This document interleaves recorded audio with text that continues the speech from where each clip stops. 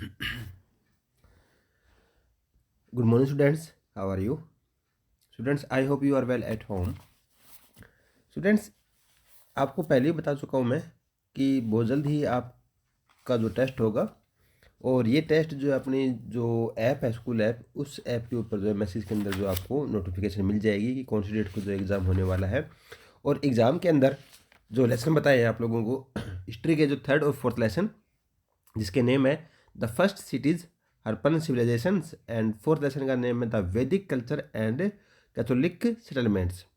तो ये दो लेसन है जिनमें से 30 नंबर का जो काम आएगा। तो ये आप लोग जो है दोनों लेसन अच्छे से रिवीजन कर लें। और आज जो है हम पढ़ने जा रहे हैं ज्योग्राफी का लेसन नंबर 5th, जिसका नाम है major dominance of the earth. तो इसके अंदर हमने टॉपिक अब तक कर लिए हैं कि जो दो कॉन्टिनेंट है उनके बारे में हमने पढ़ा। सबसे पहले जो एशिया का जो कॉन्टिनेंट है उसके बारे में हमने पढ़ा, और सेकंड जो लार्जेस्ट जो कॉन्टिनेंट था अफ्रीका, उस कॉन्टिनेंट के बारे में हमने पढ़ा। और आज हम पढ़ने जा रहे हैं जो अदर्स, जो बाकी जो बच गए हमारे कॉन्टिनेंट, जैसे north America, south America, Europe, Australia, Antarctica. तो उन कॉन्टिनेंट्स के बारे में आज हम पढ़ेंगे। तो अब हम स्टार्ट करते हैं अपना जो टॉपिक है नॉर्थ अमेरिका, उसके बारे में। North America is the third largest continent of the world and has an area of about 24 million square kilometre.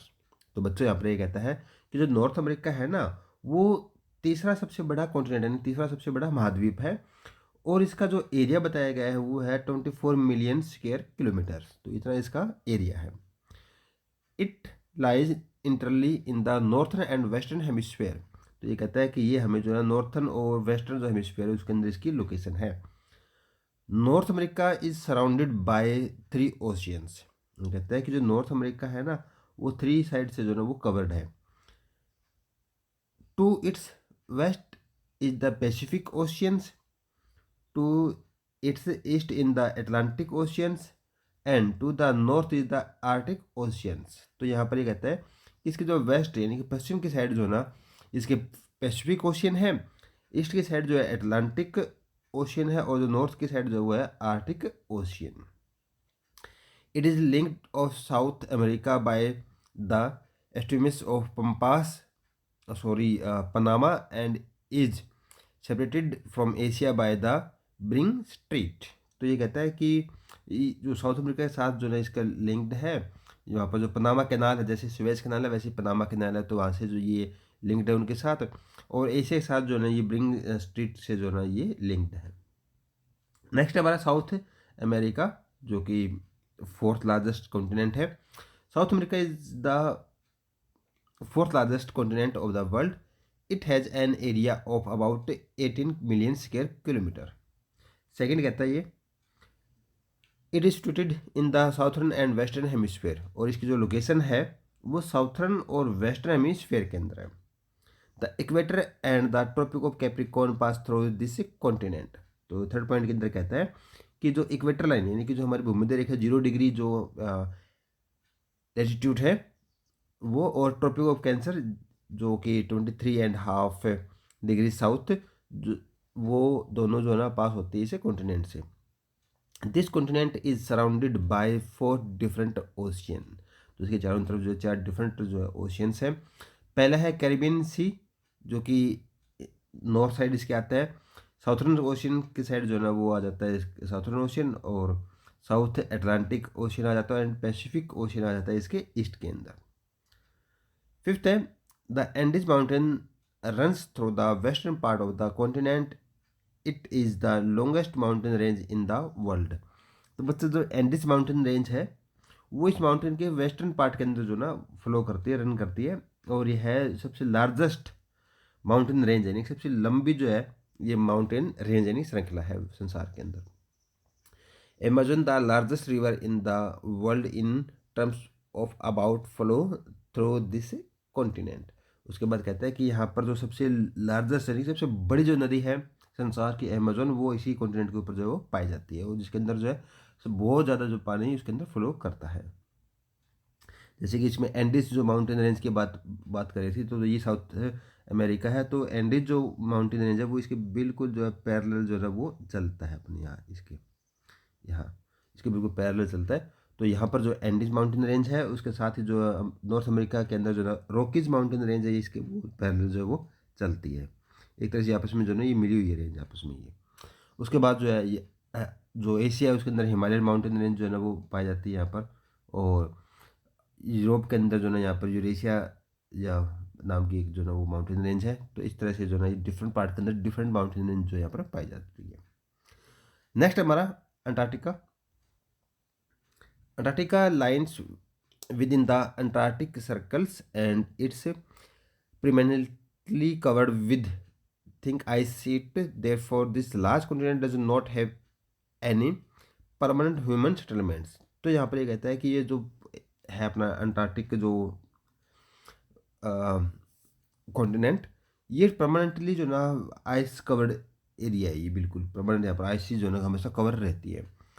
और ये काफ़ी बड़ा भी है लार्ज कॉन्टिनेंट, बट इसके ऊपर कोई परमानेंट ह्यूमन सेटलमेंट्स नहीं है भी। कोई जो हम कह सकते हैं कि उस कॉन्टिनेंट का कोई भी जो है सिविलाइजेशन जो या पर्सन नहीं है वहाँ का, उस कंट्री के उस कॉन्टिनेंट के ऊपर कोई भी इंसान नहीं बसा हुआ।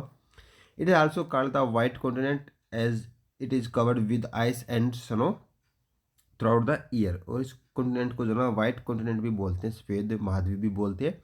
कारण क्या है, रीज़न क्या है? रीज़न यही है कि ये जो ना पूरे साल जो ना आइस और स्नो से जो कवर रहता है।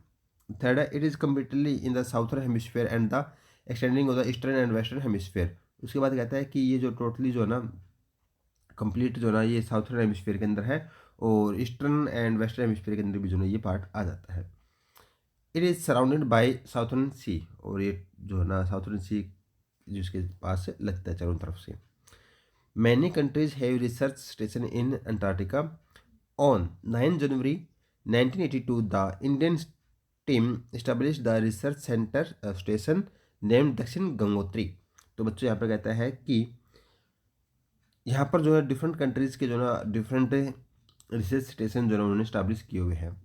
और भारत ने भी जो है यहाँ पर एक अपना रिसर्च स्टेशन जो है वो स्टैब्लिश किया हुआ है, जिसका नाम जो है दक्षिण गंगोत्री, जो कि 9 जनवरी 1982 के अंदर जो स्टैब्लिश किया गया है। इन 1988 to 89 अनदर स्टेशन कॉल्ड मैत्री was established recently. India built an additional research station named Bharati. दो और जो ना स्टेशन जो वहाँ पर स्टैब्लिश किए गए हैं और उनका काम यही होता है, वो देखते हैं कि बर्फ़ कितनी साल जो ना साल में कितनी पड़ी है, कितनी जो पिघली है यहाँ पर, वो रिसर्च करते हैं वहाँ पर जाकर वे लोग। नेक्स्ट है Europe. with an area of about 10.5 million square kilometer, Europe is the second smallest continent in the world। तो यहाँ पर ये बिल्कुल बात समझ में आ गई आप लोगों को कि इसका जो एरिया है वो 10.5 मिलियन स्क्वायर किलोमीटर है और यूरोप जो है वो सेकेंड स्मॉलेस्ट कॉन्टिनेंट है जो है संसार के अंदर। Is the situated in the northern and eastern hemisphere, और इसकी जो लोकेशन जो है ना वो साउथर्न और ईस्टर्न हेमिस्फेयर के अंदर आती है। प्राइम मेरिडियन जो कि ग्रीनविच से पास होती है। Arctic circle pass through this continent. तो यहाँ पर जो है आर्टिक सर्कल और प्राइम मेरिडियन जो ग्रीनविच है वो यहीं से जो है पास होती है। Europe and Asia are continents landmarks although they are separated by the Ural Mountains. Together they are now as Eurasia।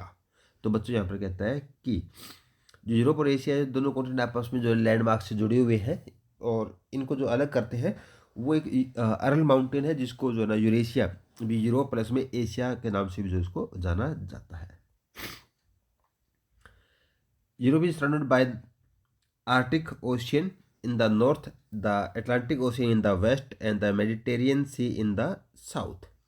तो यहाँ पर ये बताया गया है कि यूरोप के जो ना जो आर्टिक ओशियन है वो इसके नॉर्थ में है और अटलांटिक ओशियन जो इसके वेस्ट के अंदर है और मेडिटेरियन सी जो है ना इसके साउथ के अंदर है। जैसे कि आपको इसमें पिक्स दिखा देता हूँ मैं इस मैप के अंदर कि ये होगा अपना यूरोप कॉन्टिनेंट।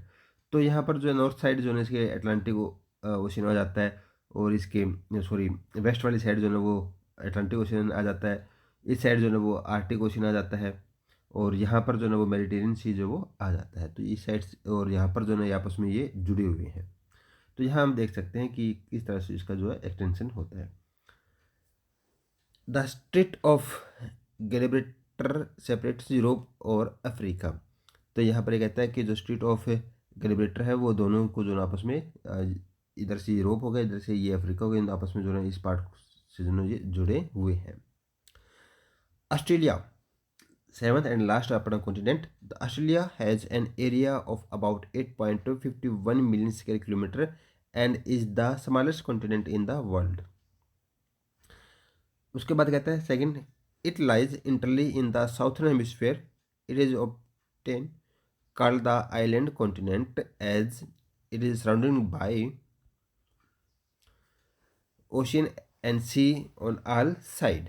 तो बच्चों यहाँ पर कहता है कि इसको जो ना आइलैंड कॉन्टिनेंट भी जो बोला जाता है क्योंकि इसकी चारों तरफ जो है वो पानी ही जो है ना, यानी कि चारों तरफ इसके सी और ओशियन जो है वो लगते हैं ऑल साइड। ऑस्ट्रेलिया